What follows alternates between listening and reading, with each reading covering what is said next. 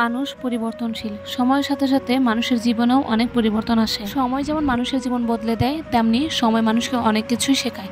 সময় আপনাকে এমন এক পরিস্থিতিতে নিয়ে দাঁড় করাবে যেটা আপনি কখনো কল্পনা করেননি। আমি আমার জীবনের ব্যক্তিগত অভিজ্ঞতা থেকে বলছি, সময় আর পরিস্থিতি আমার জীবন অনেকটাই বদলে দিয়েছে। কি সুন্দর সংসারী হয়ে গিয়েছি আমি, কি সুন্দর একলা হাতে সংসার সামলাচ্ছি।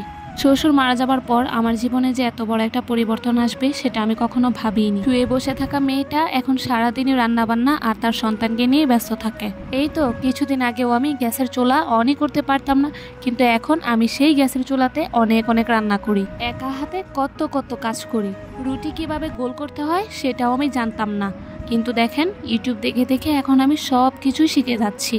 এই বেলুন পিড়িতে আমি কখনো হাতই দিইনি, কিন্তু পরিস্থিতি এখন আমাকে রুটি বানানো শিখিয়ে দিয়েছে। যদিও তেমন একটা ভালো করে আমি রুটি বানাতে পারি না, তবে একটু চেষ্টা করেছিলাম। আমি যেমন পারি তেমনই আমাদের হয়ে যায়। আমরা মেয়ে মানুষ, আমাদের সব দিকেই খেয়াল রাখতে হয়, সবগুলা কাজ একাই করতে হয়। এই তো এই সাইডে আমি রুটিগুলো ভেজে নিচ্ছিলাম আর অন্য সাইডে আমি রুটিগুলো বানাচ্ছিলাম। যদিও আজকে সারিকার বাবা আমাকে অনেকটাই হেল্প করেছে। এইভাবে কাজ করতেছি বলে সে বলতেছিল যে দাও তুমি রুটিগুলো বানাও আর আমি ভেজে দিচ্ছি তোমাকে রুটিগুলো। একটা রুটি আমি ভেজেছিলাম, বাকিগুলো সেই আমাকে ভেজে দিয়েছিল। স্ত্রীর কাজে সাহায্য করা সুন্নত, কিন্তু দেখেন আমাদের সমাজের মানুষগুলো কি অদ্ভুত, তাই না? স্বামী যদি স্ত্রীর কাজে সাহায্য করে তাহলে ওই স্বামীকে বউ পাগল বলে ট্যাগ দিয়ে দিবে। আচ্ছা, বিবাহিত জীবনে একটা মেয়ে কি চায় বলুন তো? প্রত্যেকটা মেয়ে চায় তার স্বামীটা তার প্রতি একটু কেয়ারিং। আমি যখন ভিডিও করতেছিলাম তখন সারিকার বাবা আমাকে বারবার না করতেছিল যে আমাকে যাতে ক্যামেরাতে না দেখা যায়, কারণ হচ্ছে মানুষজন দেখলেই বলবে যে আমি বউর সাথে সাথে কাজ করতেছি। কেন ভাই, আপনার এমন কেন? আপনাদের দৃষ্টিভঙ্গি এত নেতিবাচক কেন? বিয়ের পর প্রত্যেকটা মেয়েই তার ফ্যামিলি পরিজন সবকিছুকে ছেড়ে শুধুমাত্র স্বামীর জন্য অন্যের বাড়িতে পড়ে থাকে। আর সেই স্বামী তার কাজে কেন হেল্প করতে পারবে না? তার পাশে কেন দাঁড়াতে পারবে না?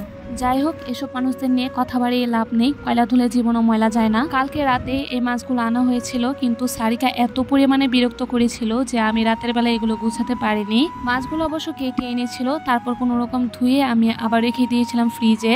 সকালবেলা সেগুলো ফ্রিজ থেকে বের করে নিয়ে বরফ ছুটে যাওয়ার পর একটা একটা করে আমি সবগুলো মাছ সুন্দর করে পলি করে নিয়েছি। আজকে আমি বাসায় একা, আর একা একা আমি আজকে অনেকগুলো কাজে করেছি। অনেক সকালবেলা ঘুম থেকে উঠেছি, সেই কবেই যে সকালবেলা ঘুম থেকে উঠেছিলাম সেটার মনে নেই। আমার মেয়েটা অনেক রাত করে ঘুমায়, আবার অনেক দেরিতে সকালবেলা ঘুম থেকে উঠে, সেজন্য আমিও সকালবেলা একটু ঘুমাতে পারি। আজকে যেহেতু সকালবেলা আমার রান্না করতে হবে, সেজন্য সারিকা ঘুমানোর আগেই আমি ঘুম থেকে উঠে পড়েছিলাম। ভেবেছিলাম যে ও উঠে পড়ার আগেই আমি সবগুলো কাজ সেরে ফেলবো, কিন্তু সে কিছুক্ষণ পরে উঠে যায়। তাকে নিয়ে আমাকে আজকে খুব কষ্ট করে রান্নাবান্না করতে হয়েছে। আজকে অনেকগুলো কাজ করে আমি একদম পুরো ক্লান্ত হয়ে গিয়েছি, তাই দুপুরবেলা শুধুমাত্র মাছের তরকারিটা রান্না করেছিলাম।